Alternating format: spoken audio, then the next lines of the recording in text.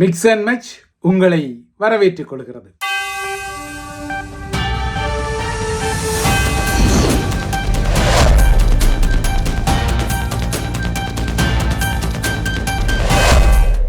அமெரிக்க அரசு தலைவர் டொனால்ட் ட்ரம்பை கொல்லும் சதித்திட்டங்கள் ஈரானால் போடப்படுவதாக இஸ்ரேலிய உளவுத்துறையான மொசாட் கடந்த மாதம் ட்ரம்புக்கும் ஊதி தள்ளிய நிலையில் கலிபோர்னியாவில் உள்ள ட்ரம்புக்கு சொந்தமான கோல்ஃப் மைதானத்தில் ஆயுததாரி ஒருவர் கைது செய்யப்பட்டதான செய்தி புதிய பரபரப்பாக வந்திருக்கின்றது.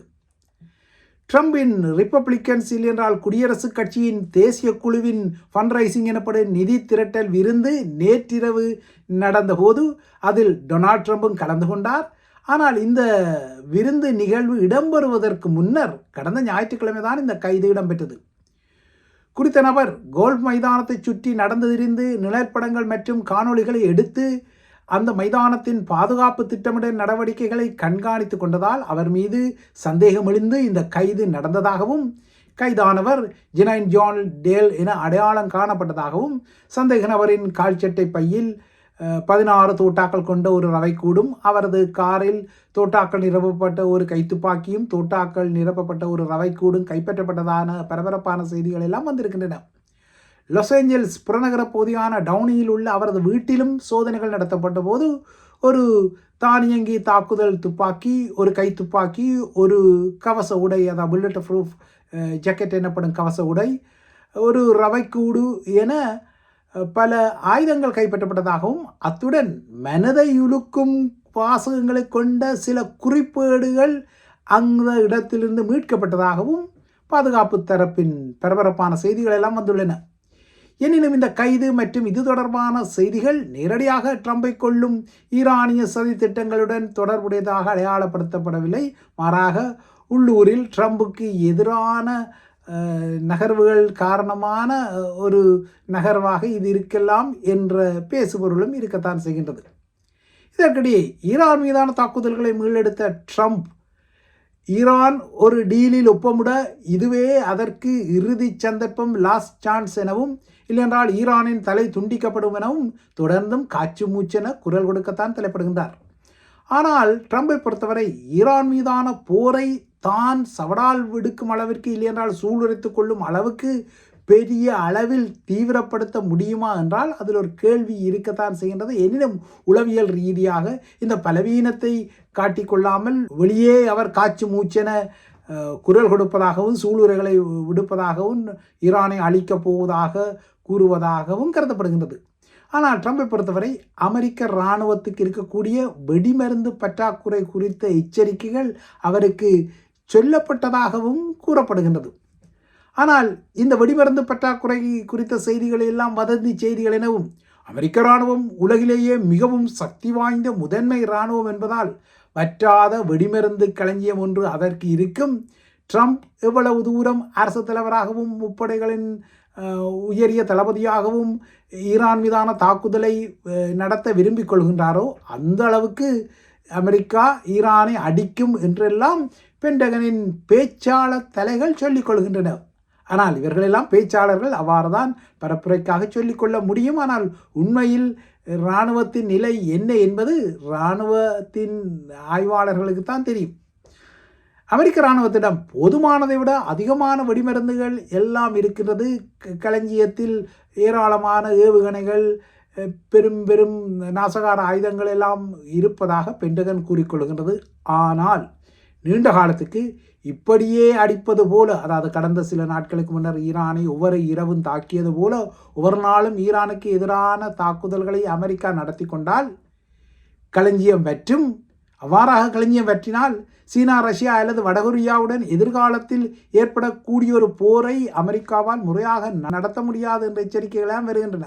ஒருவேளை அமெரிக்காவின் இந்த இராணுவ களஞ்சிய பற்றாக்குறையை நோக்கிக்கொள்ளும் சீனா இல்லையென்றால் வடகொரியா இதனை சாக்காக வைத்து கூட ஒரு நகர்வை உருவாக்க முடியும் என்ற கதைகள் எல்லாம் இருக்கின்றன. என்றால் தாய்வானுக்கும் சீனாவுக்கும் ஒரு முருகல் இருக்கிறது. ஆகையால் தாய்வானை காப்பாற்ற அமெரிக்கா செல்ல வேண்டுமானால் அதற்கு பெரும்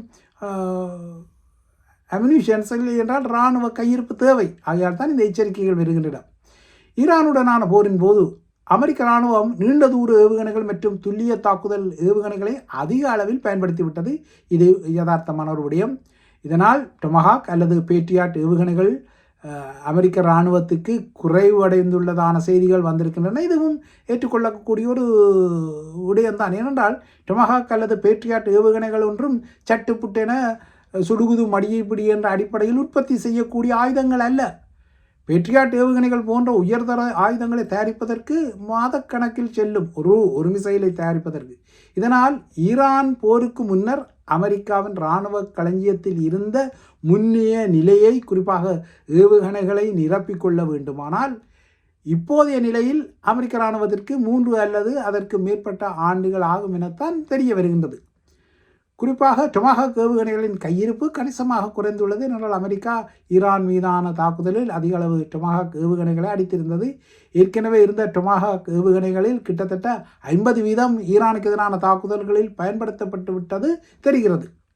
இப்போது பென்டகனுக்கு ஒரு மாதத்துக்கு மிஞ்சி போனால் 15 புதிய டொமஹாக் ஏவுகணைகள் தான் அதன் உற்பத்தி நிறுவனங்களிடமிருந்து கிட்டிக் கொள்கின்றது. மாதம் ஒன்றுக்கு 15 டொமஹாக் மிசைல்ஸ் கிடைக்கின்றன. அதே போல் மாதம் ஒன்றுக்கு 20 பேட்ரியாட் ஏவுகணைகள் கிடைக்கின்றன பென்டகனுக்கு. ஆகையால் இப்படி எல்லாம் மந்தகதியில்தான் கொள்வனவு இருக்க முடியும். அதாவது உற்பத்தி நிறுவனங்கள் எவ்வாறு தான் பென்டகனுக்கு தமது விநியோகத்தை வழங்கி கொள்ள முடியும் என்பதால் தேவையில்லாமல் ஈரானை மூர்க்கத்தனமாக அடிப்பது இப்போதைக்கு அமெரிக்காவுக்கும் பெரிய சுமையாவது போல ஒரு நிலைமையை உருவாக்கி கொள்கின்றது. ஆனால் இவ்வளவு பலவீனம் இருந்தாலும் அதனை வெளியே காட்டிக்கொள்ளாமல் ஈரானை அடித்துக்கொள்ள அமெரிக்காவுக்கு முடியும் என்றால் உளவியல் ரீதியில் அவ்வாறு செய்யும். கடந்த அரசு தலைவர்களும் அவ்வாறு தான் செய்தார்கள். போரை முடிப்பதாக உறுதியளித்து அவர்கள் அந்த பொறுப்புகளை ஏற்ற பின்னர் தான் அந்த போர்களை அவர்கள் தீவிரப்படுத்தியிருந்தார்கள். இது குறித்து நேற்றைய மிக்ஸ் அண்ட் மேட்சில் சில அரசு தலைவர்களின், அதாவது அமெரிக்க அரசு தலைவர்களின் உதாரணம் கூறப்பட்டிருந்தது. இப்போது இந்த நிலையில் ஆகஸ்ட் 5 என்ற வரலாற்று பதிவை சற்று உள்ளூருக்கு திருப்பலாம்.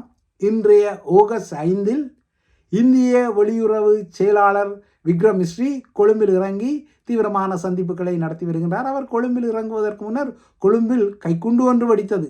ஆனால் இது பாதாள உலகம் சார்ந்த கைவரிசை என்பதால் இதில் பாதுகாப்பு தரப்பு இந்த இந்திய வெளியுறவு செயலாளர் விக்ரம் மிஸ்ரியின் இந்த கொழும்பு சந்திப்புகளில் எந்த ஒரு மாற்றங்களையும் ஏற்படுத்தவில்லை. அந்த சந்திப்புகள் இன்று காலை முதல் இடம்பெற்று வருகின்றன.